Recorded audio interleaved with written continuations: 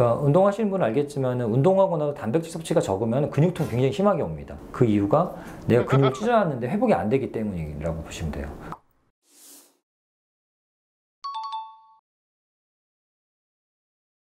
수술을 하게 되면 어쨌든 이제 많이 뭔가 우리 몸에 있는 조직이 없어지고 뭐 피도 많이 나고 많은 로스가 있는 거죠, 몸 입장에서. 그러니까 수술하고 잘 먹어야 된다는 게 그런 이유죠.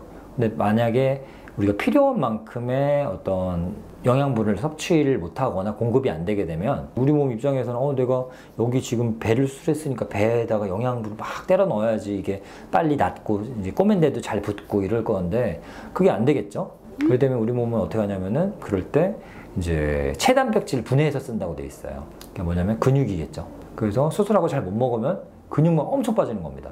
그럼 기운도 없고 살이 확 빠진 느낌이 들죠. 지방이 빠지면 사실 확 빠진 느낌은 안 들잖아요. 좀 건강해 보이는 느낌인데 근육이 빠지게 되면 기운이 없어 보이는 느낌 많이 보겠죠. 좀 이렇게 안 먹고 다이어트 해가지고 운동해서 다이어트 하는 그런 분들, 연예인들 있잖아요. 급속으로 막 뭐 계란 몇 개만 먹고 막 빡센 운동을 아침 저녁으로 했다. 그런 분들은 보면은 되게 좀 불쌍하게 마르잖아요. 그런 느낌이 노화된 것처럼 마르는 거죠. 그렇게 되는 거죠.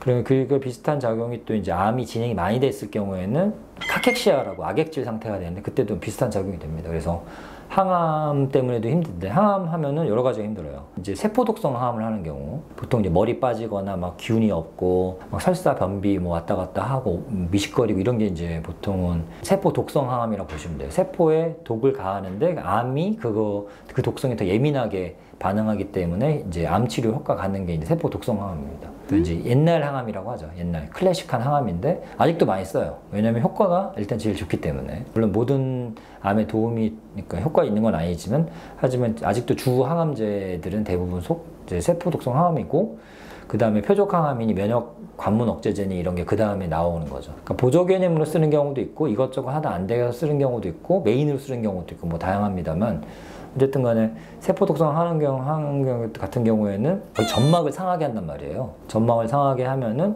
장점막도 상하기 때문에 똑같이 우리가 식사를 해도 흡수가 잘 안 되겠죠. 그리고 아까 점막을 상하게 하기 때문에 이제 소화샘들도 기능이 좀 떨어지죠. 이것저것 생각했을 때는 확실히 흡수 능력이 떨어지는 겁니다. 똑같은 걸 먹어도 분해도 안 되고 흡수도 덜 되고 소화도 덜 되는 거죠, 쉽게 얘기하면. 그래서 근데 우리 몸에서 항암을 했기 때문에 에너지를 더 많이 필요한단 말이에요. 그리고 뭐 그 항암질 해독도 해야 되고 그리고 항암제 우리 몸에 타격 준 것도 회복을 시켜야 돼요. 그러니까 에너지가 많이 필요한데 거의 뭐 제가 대충 계산해 보면 거의 2배 가까운 양을 먹어야지 흡수가 안 되는 것과 늘어난 이제 에너지 요구량을 다 맞추려면 2배 가까이 먹어야 돼요, 결국은. 그렇게 2배 가까이 먹게 되면 좋겠지만 사실 못 먹죠. 항암하는 사람 중에 잘 먹는 게 제일 어려운 일이니까. 그렇기 때문에 결국 영양제를 필요로 할 수 밖에 없는데 주사 영양제 같은 거 그게 이제 모든 사람이 또 주사를 잘 맞는 것도 아니고 여건이 안 되는 경우도 있고 여러 가지 상황이 있기 때문에 그런 경우에는 영양이 부족해진 상태가 되겠죠.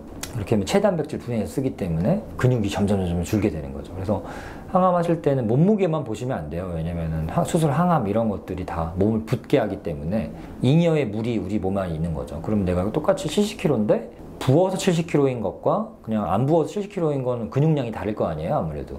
그렇기 때문에 저희 같은 경우에는 인바디 같은 걸 이용해서 실제 근육량을 체크해서 이분의 이제 영양 상태를 좀 간접적으로도 좀 체크하고 있습니다. 그래서 영양이 부족하다. 이제 몸무게가 빠졌다 뿐만 아니라 근육량이 입원할 땐 몇 킬로였는데 이번은 더 줄었다. 그래서 이거는 영양이 부족한 상태이기 때문에 영양제를 어떻게 맞아야 된다 이렇게 설명드리고 이제 공급을 하고 있습니다. 물론 식사도 중요해요. 같이 해야 돼요. 만약에 그렇게 공급이 안 되면은 왜 우리 운동하고 나면은 웨이트 트레이닝 같은 거 특히 하고 나면은 아니면 뭐 마라톤이라든가 이런 러닝 같은 거 하면은 이제 그 운동이라는 것 자체가 일종의 근육을 미세하게 찢는 행위라고 하잖아요. 근데 미세하게 찢고 회복하고 이런 과정, 그러니까 휴식도 중요한 운동이라고 하는 게 이제 김종국 같은 이제 분들이 얘기하는 건데 그건 맞는 얘기입니다.